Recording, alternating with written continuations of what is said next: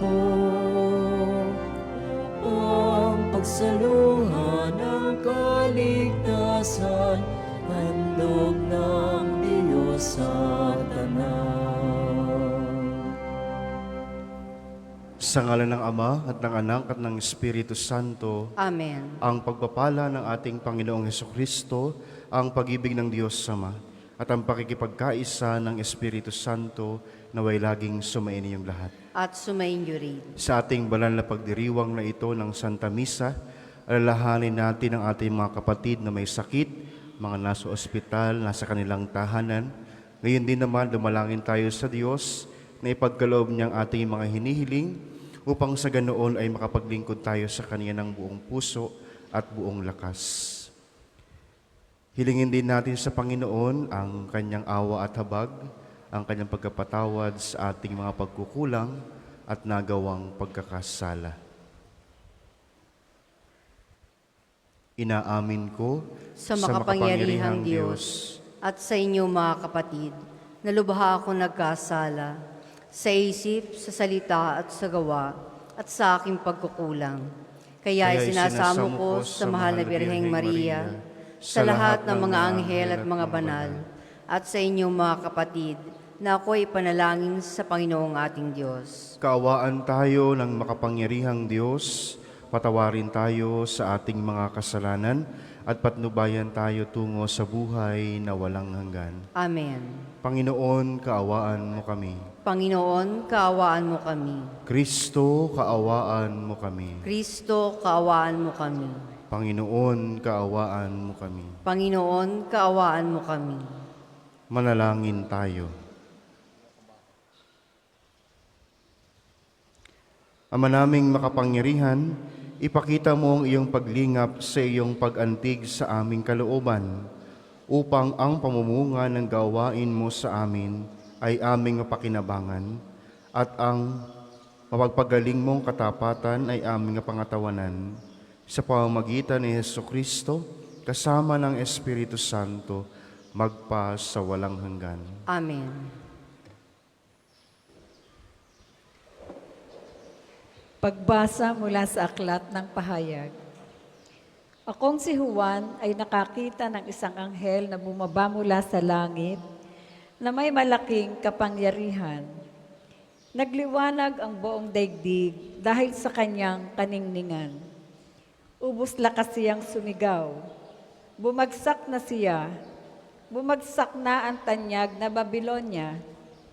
Tahanan na lamang siya ngayon ng mga demonyo, bilangguan ng masasamang espiritu at pugad ng marumi at kasuklam-suklam ng mga ibon. Isang makapangyarihang anghel ang kumuha ng isang batong animoy malaking gilingan. Ubos lakas niyang inihagis iyon sa dagat. Sabay wika, ganito ibabagsak ang tanyag na lungsod ng Babilonya at hindi na siya makikitang muli. Hindi na maririnig sa iyo ang tinig ng mga awit at ang himig ng likha ng mga manunugtog ng alpa, luta at trumpeta. Hindi na makikitang muli sa iyo ang mga dalubhasa sa anumang uri ng gawain at hindi na maririnig ang ingay ng mga gilingan. Hindi ka na muling matatanglawan ng kahit isang ilawan. Hindi na maririnig ang masasayang tinig ng ikinakasal, sapagkat naging makapangyarihan sa buong daigdig ang iyong mga ngalakal. Dinaya mo ang lahat ng bansa sa pamamagitan ng pangkukulam. Pagkatapos nito, narinig ko ang wari pinag-isang tinig ng maraming tao sa langit at umawit ng ganito: Purihin ang Panginoon. Ang pagliligtas, ang karangalan, at ang kapangyarihan ay tanging sa Diyos. Matuwid at tama ang kanyang hatol. Hinatulan niya ang reyna ng kahalayan na nagpapasama sa lupa. Pinarusahan siya ng Diyos dahil sa pagpatay sa lingkod ng Panginoon. Muli silang umawit, purihin ang Panginoon. At sinabi sa akin ng anghel, isulat mo ito, mapalad ang inanyayahan sa piling na kasal ng kordero. Ang salita ng Diyos. Salamat sa Diyos. Ang tugon po sa salmo, mapalad ang anyayahan ng korderong ikakasal. Mapalad ang anyayahan ng korderong ikakasal. Umawit sa kagalakan ang lahat ng mga bansa. Panginooy papurihan, paglingkuran siyang kusa. Lumapit sa harap niya at umawit ng may tuwa. Mapalad ang anyayahan ng korderong ikakasal. Ang Panginooy ating Diyos, ito'y dapat na malaman. Tayo'y Kanya, Kanyang lahat, tayong lahat na nilalang. Lahat tayo ay bayan niya, kabilang sa Kanyang kawan. Mapalad ang anyayahan ng korderong ikakasal. Pumasok sa Kanyang templo na ang puso'y nagdiriwang, umaawit, nagpupuri sa loob ng dakong banal. Purihin ang ngalan niya at siya'y pasalamatan. Mapalad ang anyayahan ng korderong ikakasal. Mabuti ang Panginoon, pag-ibig niya'y walang hanggan. Siya'y Diyos na mabutit, laging tapat kailanman. Mapalad ang anyayahan ng korderong ikakasal. Magsitayo pong lahat.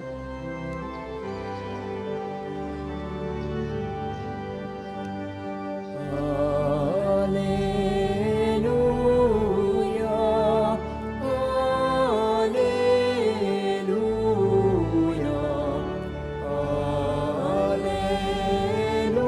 Alleluia, Alleluia. Narito malapit na ang kaligtasang pag-asa upang ating matawasan. Alleluia, Alleluia, Alleluia,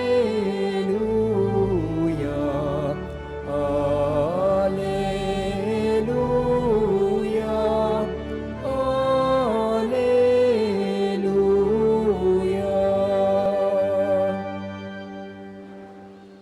Sumainyo ang Panginoon. At sumainyo rin. Ang mabuting balita ng Panginoon ayon kay San Lucas. Papuri sa iyo, Panginoon. Noong panahong iyon, sinabi ni Jesus sa kanyang mga alagad, "Kapag nakita ninyong kubkob na ng mga hukbo ang Jerusalem, talastasin ninyong malapit na ang pagkawasak nito. Dapat tumakas sa kabundukan ang mga nasa Judea at umalis ng lungsod ang mga naroon. Huwag nang pumasok doon ang mga nasa kabukiran, sapagkat ito ang mga araw ng pagpaparusa bilang katuparan ng mga nasa saad sa kasulatan. Kawawa ang nagdadalang tao at nagpapasuso sa mga araw na yon, sapagkat darating ang malaking kapighatian sa lupaing ito at ang puot ng Diyos sa bansang ito. Mamamatay sila sa tabak at dadalhing bihag sa lahat ng bansa. At ang Jerusalem ay magiging busabos ng mga hentil hanggang sa matapos ang panahong itinakda sa mga ito. Magkakaroon ng mga tanda sa araw, sa buwan at sa mga bituin. Sa lupa, ang mga bansa ay masisindak at malilito dahil sa ugong at mga daluyong ng dagat. Ang mga tao'y hihimatayin sa takot dahil sa pag-iisip sa mga sakunang darating sa sanlibutan. Sapagkat mayayanig at mawawala sa kanilang landas ang mga planeta at iba pang katulad nito na nasa kalawakan. Sa panahong iyon, ang anak ng tao'y makikita nilang dumarating na nasa alapaap. May dakilang kapangyarihan at malaking karangalan. Kapag nagsimula nang mangyari ang mga bagay na ito, magalak kayo sapagkat malapit na ang pagliligtas sa inyo. Ang mabuting balita ng ating Panginoon. Pinupuri ka namin, Panginoong Hesukristo.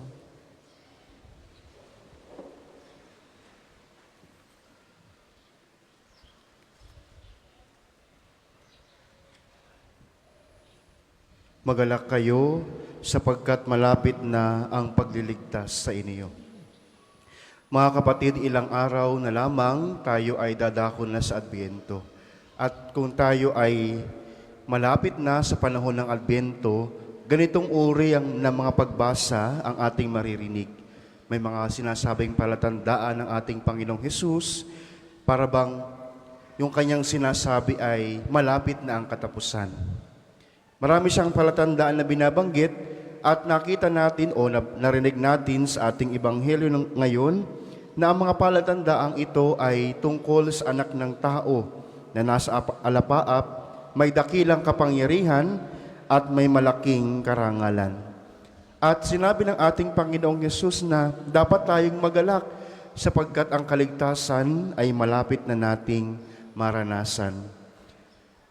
Noong ating Panginoong Hesus ay ipinanganak sa mundong ito, naging taong katulad natin, nagpagaling ng mga may sakit, nagpalayas ng masamang espiritu, nagpakain, namatay sa krus, muling nabuhay. Naranasan ng mga taong kapiling niya noong panahong iyon na ang Diyos talaga ay tunay na tao, na ang Diyos ay nagkatawang tao upang makita, makasama ng mga tao. Pero sa ating kasalukuyang panahon, sa pamamagitan ng salita ng Diyos, ng ating mga sakramento, ng simbahan, ramdam natin ang presensya ng ating Panginoon. At sa totoo lang, kapag tayo nagdiriwang ng mga sakramento, for example, ng Eucharist, ng Eucharistia, ng Misa, ang intensyon nito is to really experience salvation para maranasan natin ang kaligtasan. Ngayon, mga kapatid, dapat mayroon tayong pagkaunawa. Ano nga ba ang kaligtasan? Walang ibang magdudulot sa atin ang kaligtasan kundi si Jesus lamang. Siya lamang. Siya rin ang may sabi. Siya ang daan, siya ang katotohanan, at siya ang buhay. Walang makapupunta sa Ama kung hindi sa Kanyang pamamagitan. Si Jesus ang nagdudulot sa atin ng kaligtasan. Kaya naman, mga kapatid, dapat din nating iparanas ang kaligtasang ito sa ating kapwa-tao. Dapat din nating maranasan ang kabutihan ng Diyos o iparanas ang kabutihan ng Diyos doon sa mga kapwa natin. Papaano natin naunawaan ang kaligtasan? Sa panahong ito na punong-puno ng kaguluhan, ng kasamaan, ng krimen, ng pagpatay, at kamakailan, nakaranas tayo ng matinding bagyo, lahat tayo naapektuhan. Papaano natin maunawaan ano yung mga konkretong halimbawa ng kaligtasan para sa ating lahat? Ipinaparanas din po ang kaligtasan. Ang kaligtasan ay nahahawakan, naaamoy, nakikita, at nararamdaman. Dapat nating ipakita na tayo na naligtas ng Panginoon mula sa pagkaalipin sa kasalanan.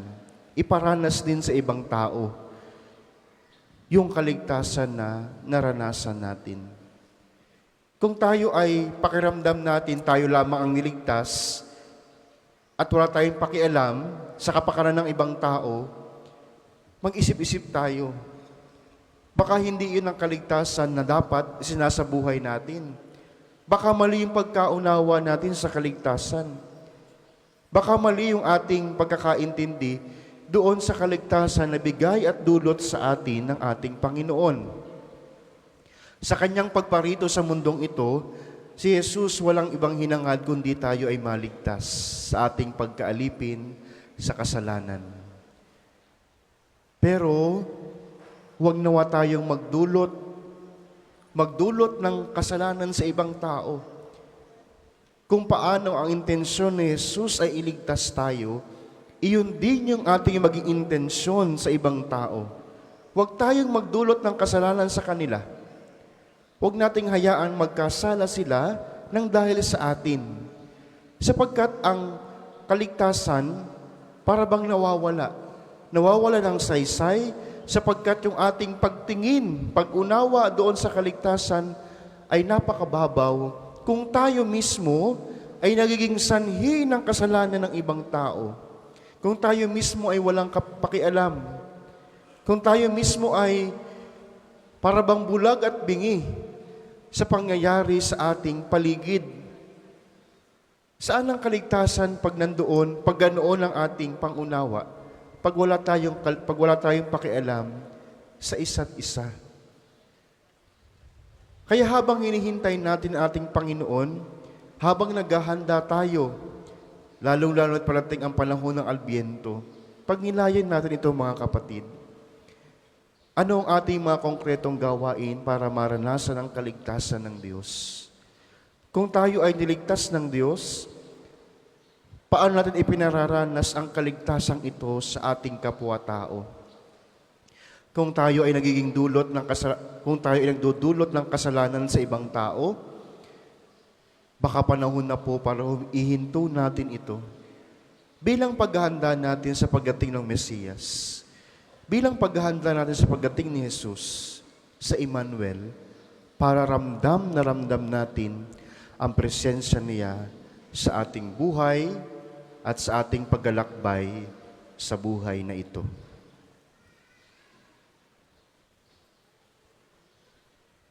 Para po sa mga maghahandog ng sobre, pakihulog na lamang po sa buslo.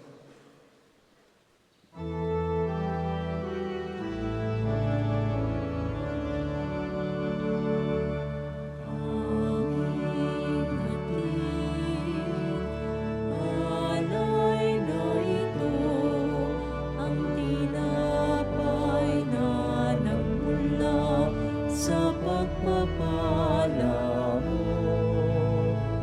At tanggapin ang alak na ito, inuming inihain sa'yo.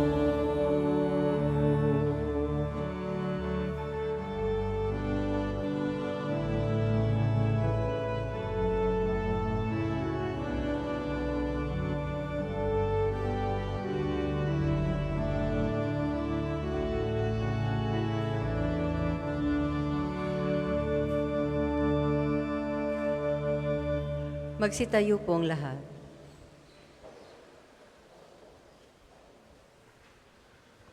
Manalangin kayo mga kapatid upang itong ating paghahain ay kalugdan ng Diyos amang makapangyarihan. Tanggapin nawa ng Panginoon itong paghahain sa iyong mga kamay, sa kapurihan niya at karangalan, sa ating kapakinabangan, at sa buong sambayanan niyang banal.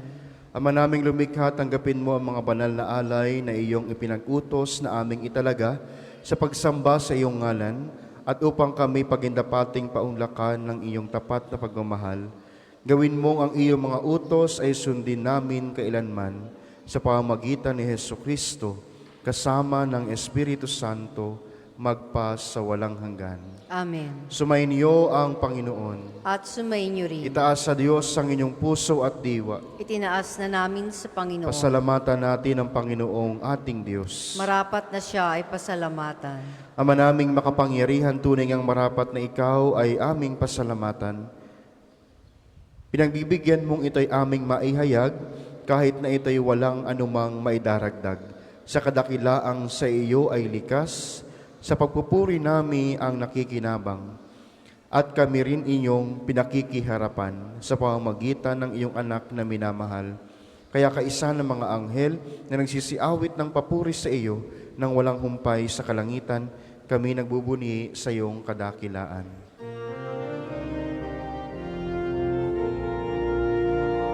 Banal ka pong may kapal, banal ang iyong pangalan, banal ang iyong kaharian, langit lupa'y nagpupugay sa iyong kadakilan, dinarakilan ng lahat ang naparito mong anak, na siyang nagmulat sa bulag, sa pilayay nagpalakad, at nakiramay sa lahat. po kayang lumuhod ay manatili pong nakatayo ng may paggalang. Ama naming banal, ikaw ang bukal ng ikaw ang bukal ng tanang kabanalan. Kaya't sa pamamagitan ng iyong espiritu, gawin mong banal ang mga kaloob na ito upang para sa amin maging katawan at dugo ng iyong anak at aming Panginoong Hesukristo. Bago niya pinagtiisan kusang loob na maging handog, hinawakan niya ang tinapay, pinasalamatan kaniya. Pinaghati-hati niya iyon, iniabot sa kanyang mga alagad at kaniyang sinabi, "Tanggapin ninyong lahat ito at kanin. Ito ang aking katawan na iyahandog para sa inyo."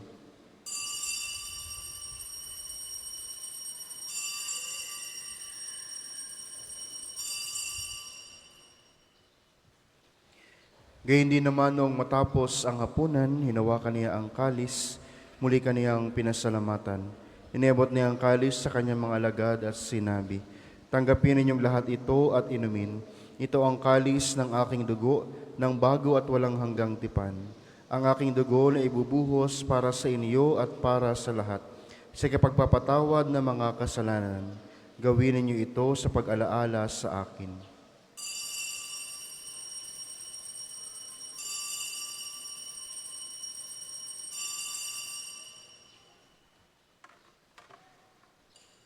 Ipagbunyi natin ang misteryo ng pananampalataya. Si Kristo'y namatay, si Kristo'y nabuhay, si Kristo'y babalik sa wakas ng panahon.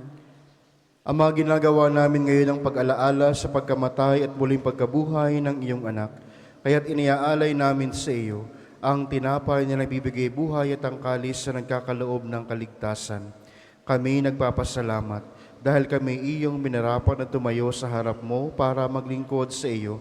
Isinasamo namin kaming magsalo-salo sa katawan at dugo ni Kristo ay mabuklod sa pagkakaisa sa pamamagitan ng Espiritu Santo. Ama, lingapin mo po ang iyong simbahang laganap sa buong daigdig. Puspusin mo po kami sa pag-ibig kay San Miguel, ni Francisco na aming Santo Papa, ni Gilbert na aming Arsobispo at ng Tanang Kaparian.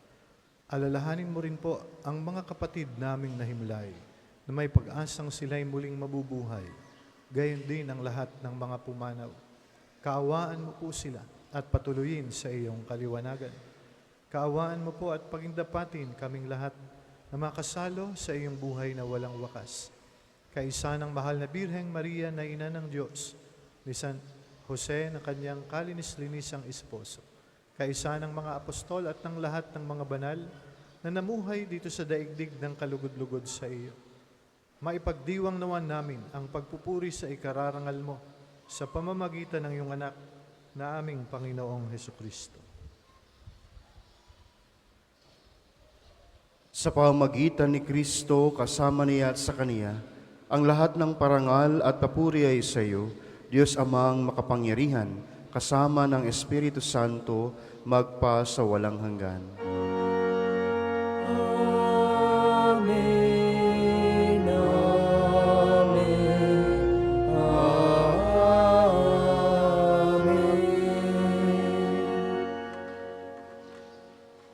Sa tagubili ng nakagaling na utos at turo ni Jesus sa Panginoon natin at Diyos, ipahayag natin ng lakas loob. Ama namin, sumasalangit ka, sambahin ang ngalan mo, mapasamin ang kaharian mo, sundin ang loob mo dito sa lupa para nang sa langit. Bigyan mo kami ngayon ng aming kakanin sa araw-araw, at patawarin mo kami sa aming mga sala para ng pagpapatawad namin sa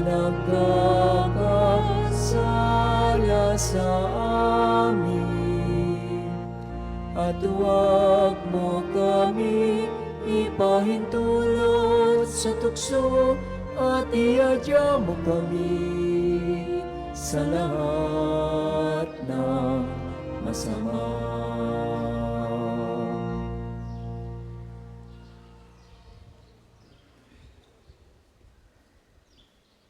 Hinihiling namin kami diya sa lahat ng masama, pagkalooban ng kapayapaan araw-araw, iligtas sa kasalanan, at ilayo sa lahat ng kapahamakan, samantalang aming pinanabikan ang dakilang araw ng pagpapahayag ng tagapagligtas naming si Jesucristo.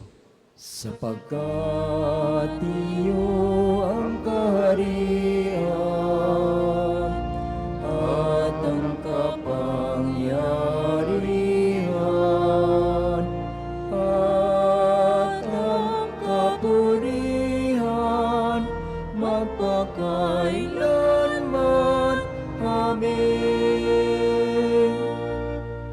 Panginoong Jesucristo, sinabi mo sa iyong mga apostol, kapayapaan ang iniiwan ko sa inyo, ang aking kapayapaan ang ibinibigay ko sa inyo. Tunghayan mo ang aming pananampalataya at huwag ang aming pagkakasala. Pagkalooban mo kami na kapayapaan at pagkakaisa ayon sa iyong kalooban, kasama ng Espiritu Santo, magpa sa walang hanggan. Amen. Ang kapayapaan ng Panginoon ay laging sumainyo. At sumainyo rin. Magbigayan kayo ng kapayapaan sa isa't isa. Kordero ng Diyos na nag-aalis sa mga kasalanan ng sanlibutan, maawa ka sa amin. Kordero ng Diyos na nag-aalis sa mga kasalanan ng sanlibutan, maawa ka sa amin. Kordero ng Diyos na nag-aalis sa mga kasalanan ng sanlibutan, ipagkaloob mo sa amin ang kapayapaan. Kung hindi po kayang lumuhod, ay manatili pong nakatayo ng may paggalang.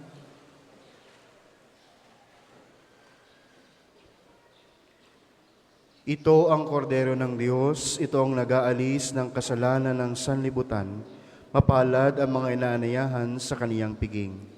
Panginoon, hindi ako karapat-dapat na magpatuloy sa iyo, ngunit sa isang salita mo lamang ay gagaling na ako.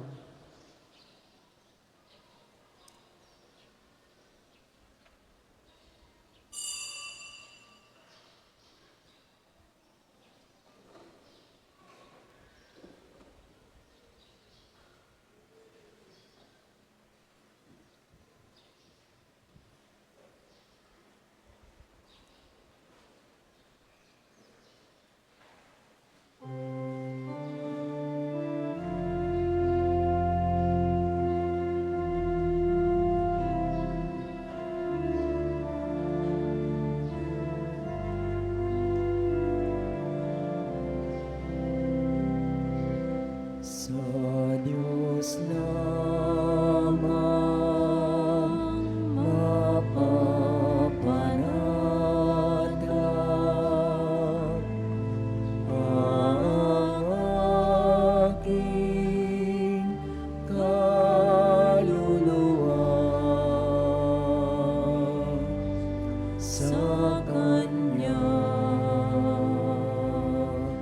nagmumula ang aking pag-asa at kaligtasan.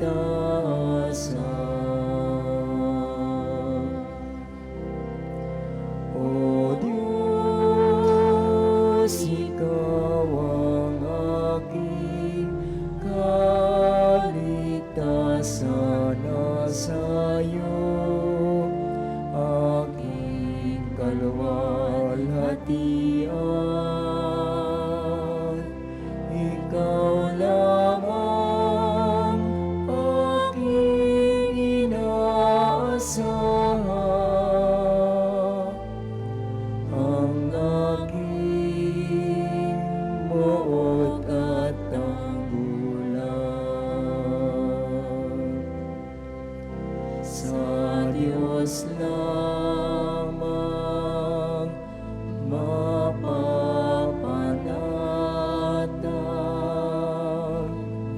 ang aking kaluluwa.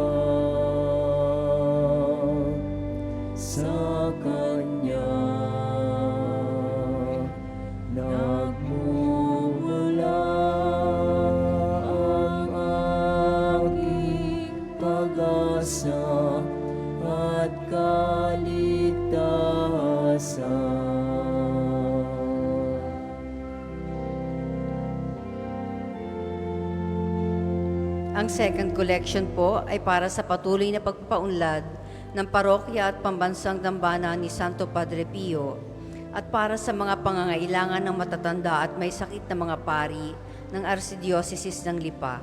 Salamat po sa inyong handog.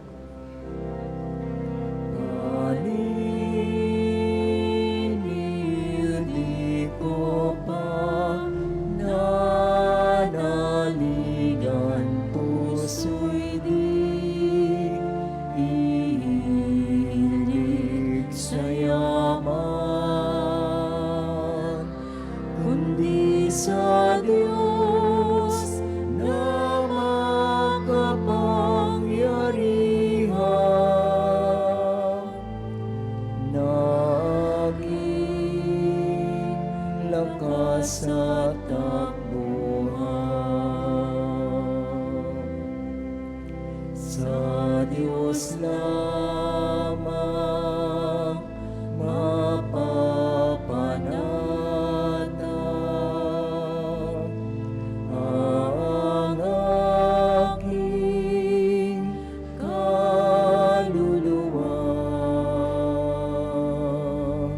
sa Kanya nagmumula ang aking pag-asa at kaligtasan.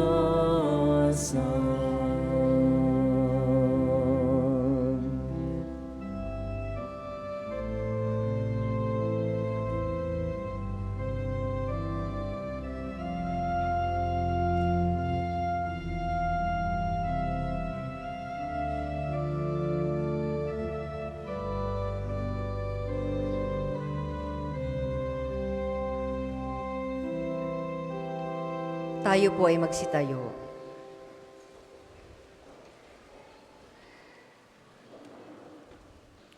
Manalangin tayo.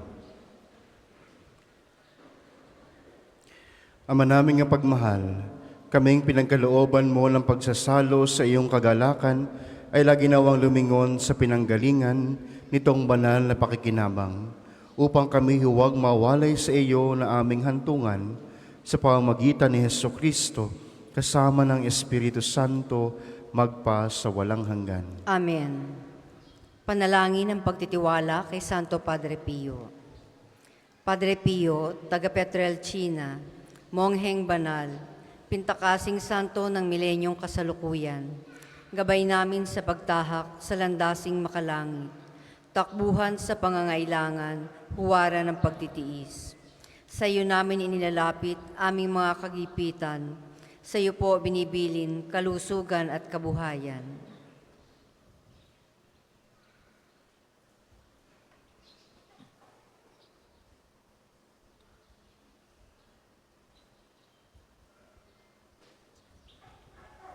Di man karapat-dapat, kami po ay pagbigyan, bendisyonan at basbasan, maging ganap sa buhay. Lumayo nawa kami, umiwas sa kasalanan, lumapit lagi sa Diyos, maging matatag at matibay. Sa mabuting balita ng pagliligtas, turuan mo kami nawa, sa tuwina ay makinig, magnilay at sumampalataya. Amin pong pakiusap itong mga kahilingan. Puso ay nagsisisi, nagtitikang taimtiman, di na muling magkasala, sunod lagi sa Diyos Amang, kaysa ng Espiritu at ni Jesus na tagapamagitan. Amen. Magsiupo pong lahat. Mga patalastas, una, sa inyong pagdalaw sa pambansang dambana, mangyaring pakaingatan ng inyong mga personal na gamit. Hangad namin ang isang matiwasay at maayos na pagbisita sa National Shrine. Ikalawa, bilang pagtugon sa patuloy na pagdami ng mga bumibisita sa pambansang dambana, simula po ngayong Disyembre ay magkakaroon tayo ng karagdagang misa mula Lunes hanggang Sabado. Ang mga bagong oras ng misa ay makikita niyo po sa ating screen. Gayon din, ninanais po nating limitahan ang bilang ng live stream ng mga misa at magdagdag ng karagdagang live stream para sa Angelus at Rosary tuwing 12 ng tanghali at Divine Mercy Chaplet tuwing ikatlo ng hapon. Mangyaring magabayan po kayo ng mga pagbabago ng ating schedule ad experimentum simula Disyembre.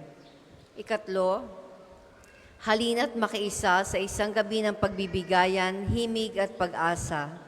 Inaanyayahan namin kayong lahat na dumalo at suportahan ang ating dinner concert for a cause sa December 10 dito sa Divine Mercy Sanctuary ng Pambansang Dambana.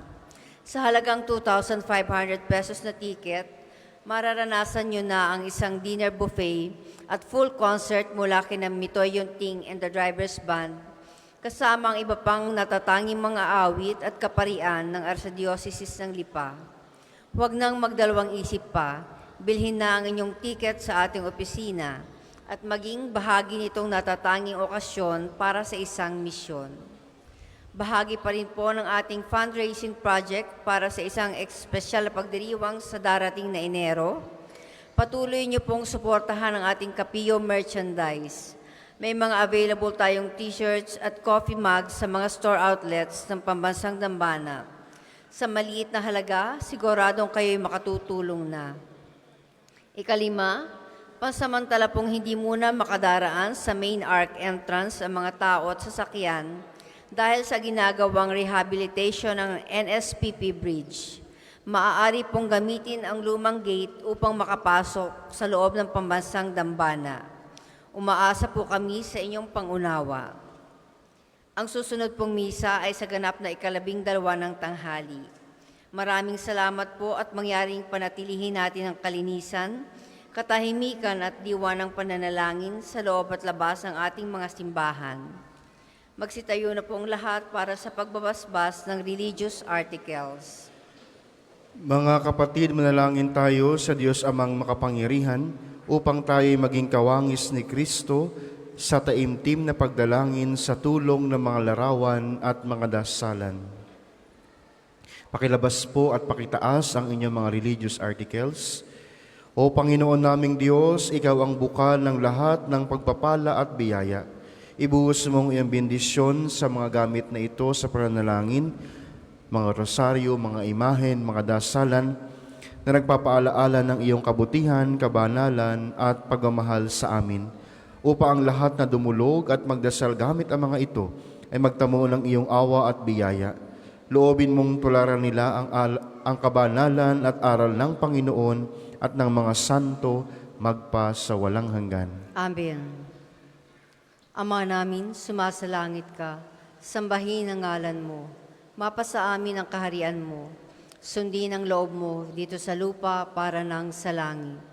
Bigyan mo kami ngayon ng aming kakanin sa araw-araw at patawarin mo kami sa aming mga sala para nang pagpapatawad namin sa mga nagkakasala sa amin at huwag mo kaming ipahintulot sa tukso at iadya mo kami sa lahat ng masama. Amen.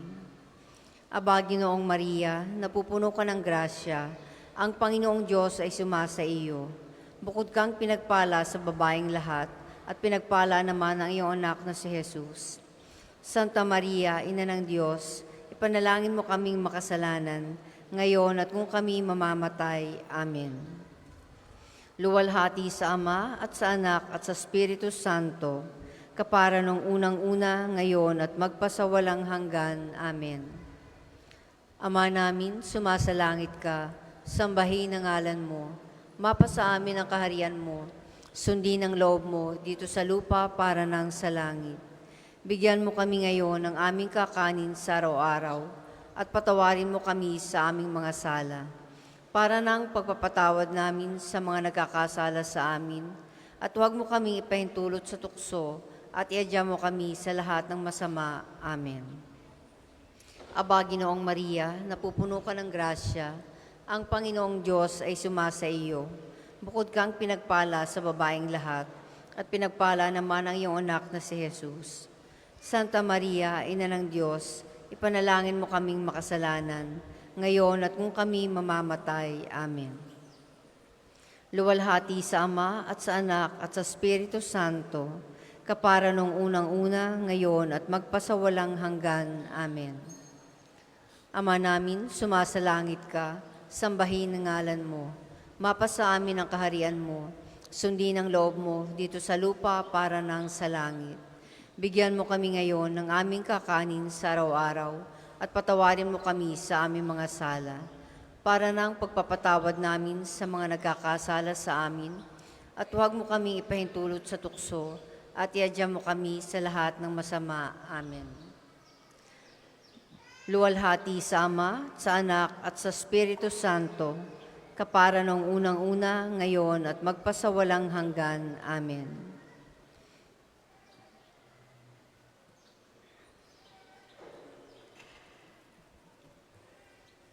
Sumainyo ang Panginoon. At sumainyo rin. Pagpalain kayo ng makapangyarihang Diyos, Ama, Anak, at Espiritu Santo. Amen. Tapos na ang misa, taglayin ninyo sa inyong pag-alis ang kapayapaan ni Kristo. Salamat sa Diyos.